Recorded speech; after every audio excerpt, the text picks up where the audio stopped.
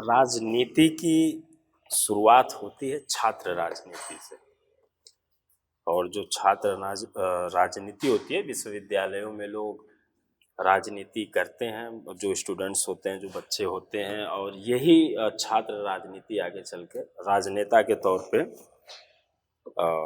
बड़े होते हैं। यानी कि ये कह सकते हैं कि छात्र राजनीति जो है वो राजनीति की पौधशाला होती है। हमारे साथ हैं ऋषभ पांडे जी, जो कि NSY के प्रदेश अध्यक्ष हैं उत्तर प्रदेश के, और बनारस के रहने वाले हैं। काशी विद्यापीठ से महामंत्री का चुनाव भी लड़े थे आप और जीते थे शायद। बहुत बहुत स्वागत है आपका हमारे शो में। ये क्या चल रहा है बनारस का माहौल?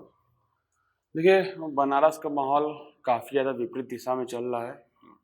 जो स्थिति इन्होंने 2014 में आके, जैसे आप छात्र राजनीति की बात की, जब 2014 में इनकी सरकार बनी, तो सरकार बनते पहले इन्होंने छात्र राजनीति को समाप्त किया।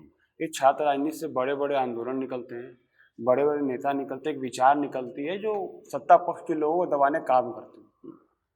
एक छात्र संघ से निकला हुआ मैं भी नेता हूँ। विश्वविद्यालय में देखेंगे तो इस वर्तमान समय में हर जितने भी विश्वविद्यालय महाविद्यालय जहाँ छात्र राजनीति होती थी, उसको उन्होंने समाप्त कर दिया। और छात्र राजनीति को समाप्त करने के बाद इन्होंने सिर्फ और सिर्फ छात्र राजनीति नहीं समाप्त की है, इन्होंने गांधी के विचारों को समाप्त किया है, भगत सिंह के विचारों को समाप्त किया है, जो क्रांतिकारी विचार निकलते थे। दूसरी बात, बनारस की एक दशा बदल चुकी है, एक दिशा बदल चुकी है। जिस तरीके से बनारस के लोगों के साथ नौकरी का वादा, विकास का वादा, तमाम बुनकरों को फ्री में बिजली का वादा देने का बात किया था नरेंद्र मोदी ने, वो विफल हो चुके हैं उसमें। वो कहीं ना कहीं वो नुकसान पहुंचा रहा है उनको। यही स्थिति है कि नरेंद्र मोदी आज गली गली घूम रहे हैं। उनके देश के मुख्यमंत्री, प्रदेशों के मुख्यमंत्री, तमाम PWD के तमाम मंत्रालय यहाँ गली गली घूम रहा है। अगर उन्होंने काम किया होता, काम किया तो उनको घूमने की जरूरत ही नहीं पड़ती भाई, वो काम के नाम पर वोट मांगते हैं। पर स्थिति यह है कि नरेंद्र मोदी खुद परेशान है। जब 2014 का इलेक्शन बनारस से वो लड़े, जब नॉमिनेशन था वो आए और चले गए। 19 में लड़े, नॉमिनेशन किए, आए और चले गए। और वर्तमान समय की स्थिति ये है कि अभी तक वो बनारस में 4 बार आ चुके हैं और कल रात का फिर आएंगे, आज फिर बनारस घूमेंगे। अच्छा, आज बनारस घूम रहे हैं। तो कहीं ना कहीं मन के अंदर डर है। बनारस के लोगों को, युवाओं को, छात्रों को रोजगार नहीं मिला। यहाँ के हर विश्वविद्यालय के अंदर फीस वृद्धि हो गई। तो कहीं ना कहीं यहाँ युवा जाग चुका है, छात्र जाग चुका है। अब बिजली की बात हो रही है, मैं काफ़ी देर से यहाँ बैठा हूँ और मैं 3 दिन से बनारस में हूँ, और मैं लोगों से जब ग्राउंड पे बात करने जा रहा हूँ तो लोग कह रहे हैं 24 घंटे बिजली मिल रही है, जबकि हम यहाँ बैठ के इंटरव्यू कर रहे हैं तो भी लाइट नहीं है। देखिए, लाइट की समस्या कितनी है बनारस में? आपने बोला कि मैं 3 दिन से बनारस हूँ। ये बनारस की स्थिति अभी नहीं है। अगर आप 1 महीना भी यहाँ रुक जाएंगे तो लाइट ऐसे ही कटती है। 24 घंटे × 7, 24/4 इन्होंने बिजली देने का वादा किया था, पर उसमें ये सफल नहीं है। बनारस के अंदर लाइट 24 घंटे नहीं रहती। हाँ, शायद 24 घंटे उनके घर रहती हो जो अनभक्त होंगे, जो दिखता होगा नहीं पंखा अभी भी चल रहा है, नरेंद्र मोदी ने लाइट दे दिया, 24 घंटा लाइट पंखा चल रहा है। और बिजली देने के साथ साथ बिजली को महंगा भी किया गया है। स्मार्ट मीटर के नाम पे लोगों को लूटा जा रहा है। अभी तो देखिए, सुनने में आ रहा है कि क्या प्रीपेड मीटर इन लोग लगाने के लगे हुए हैं। तमाम यहाँ सर्वे भी हो चुका है, और अगर इनकी सरकार बनती है तो प्रीपेड मीटर लगना है। जब ये रिचार्ज करेंगे तब लाइट आएगी। और भाई, गरीब के पास कहाँ इतना है कि वो रिचार्ज करे? गरीब लाइन में लग के बिजली बिल जमा कर लेता था।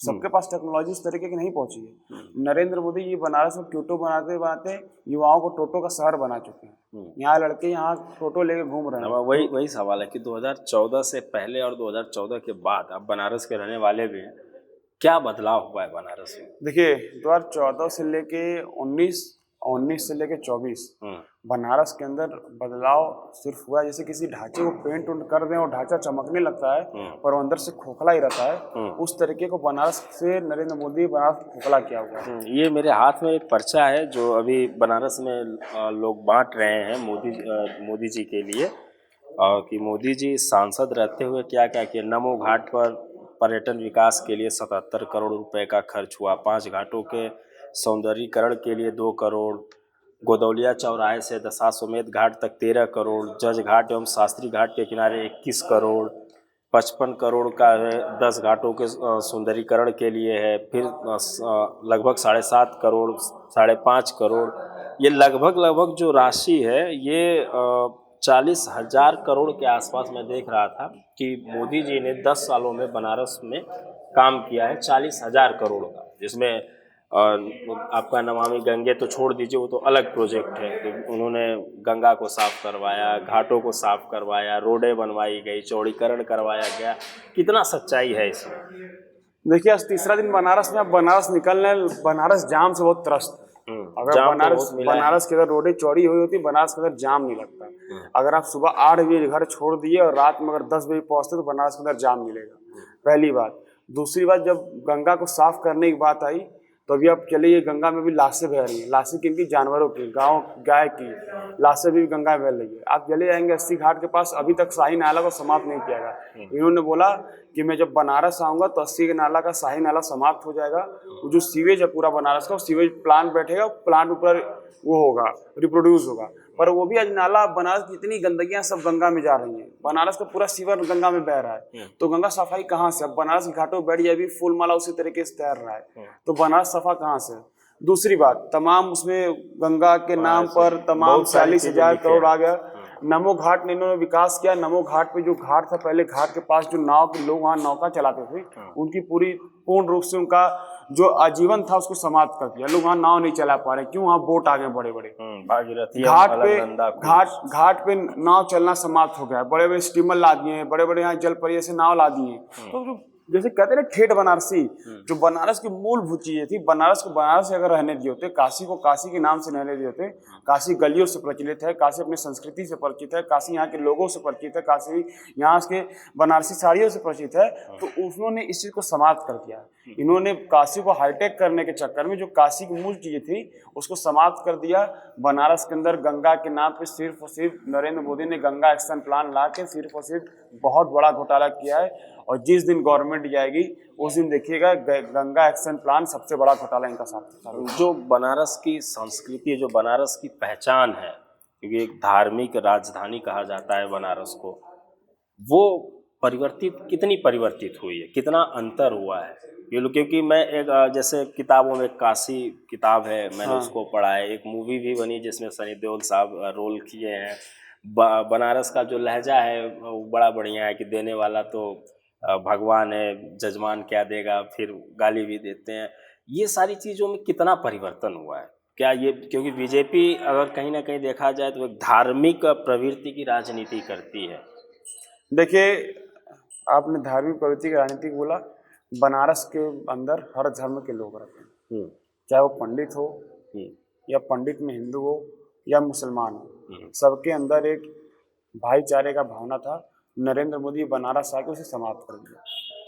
अगर बिस्मिल्लाह खान या शहनाई का वादी, शहनाई सीखते थे, शहनाई का प्रयास करते थे, तो घाट में जाके करते थे और घाट पे बैठ के सब माँ गंगा को नमन करते थे, माँ गंगा का जल लेते थे, माँ गंगा को प्रणाम करके तब आगे घाट का शहनाई बजाते थे।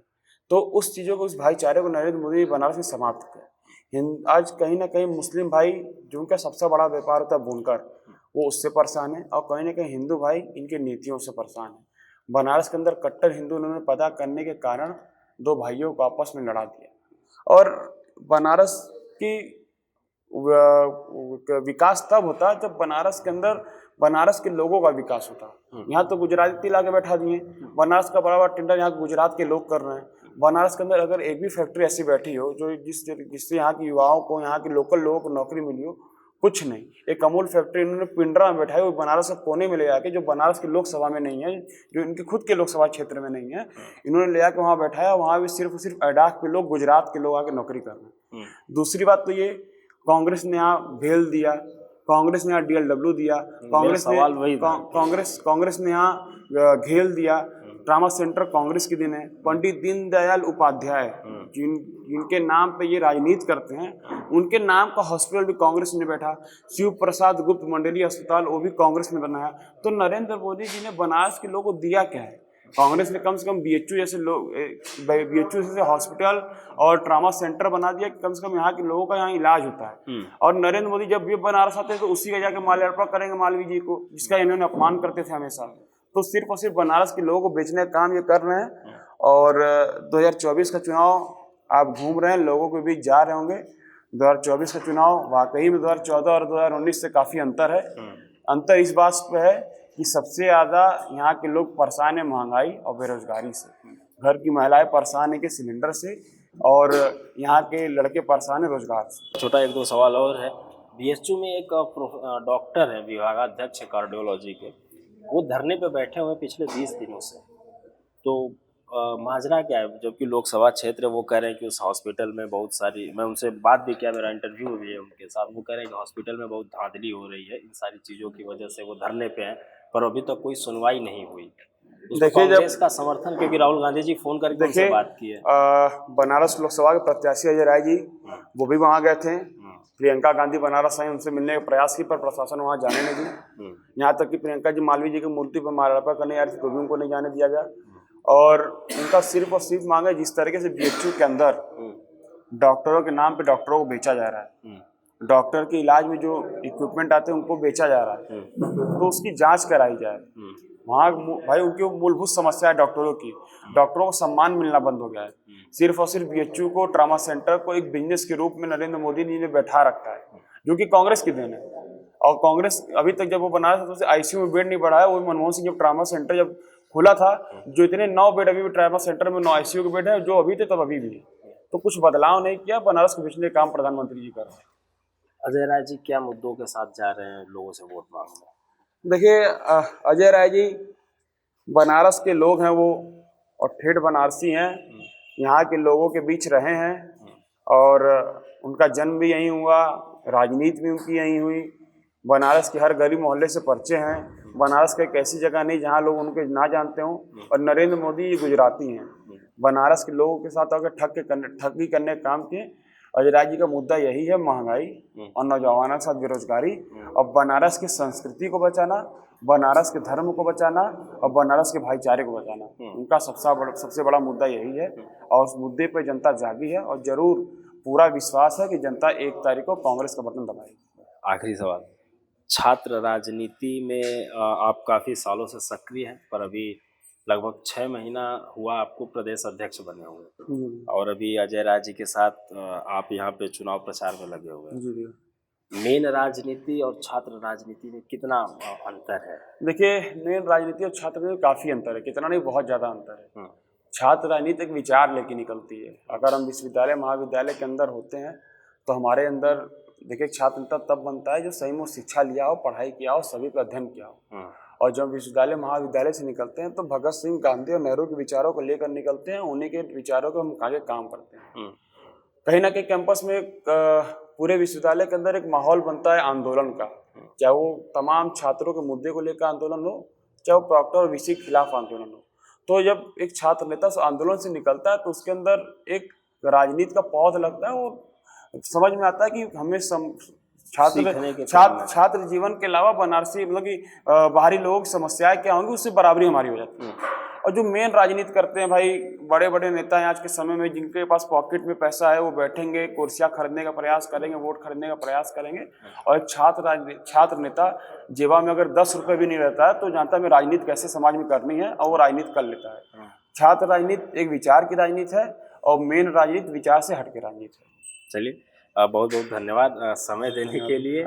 और जो बनारस की मूलभूत समस्याएं हैं, जो ठेठ बनारसी हैं वही बता सकते हैं, और ये ठेठ बनारसी हैं, यहीं के रहने वाले हैं, छात्र राजनीति भी करते हैं, महात्मा गांधी काशी विद्यापीठ से पढ़ाई भी किए हैं, और अभी कांग्रेस के जो प्रत्याशी हैं अजय राय जी, उनके साथ मिलकर चुनाव प्रचार में लगे हुए हैं। बनारस की एक बनारस मोदी जी या बीजेपी पार्टी दिखाती है, और एक बनारस का चेहरा इन्होंने दिखाया। आप अंतर देख सकते हैं कि कितना अंतर है। और अभी भी लगभग 15 मिनट हो गया इंटरव्यू करते हुए, अभी तक लाइट नहीं आई है, और पसीने में ही हम इंटरव्यू कर रहे हैं।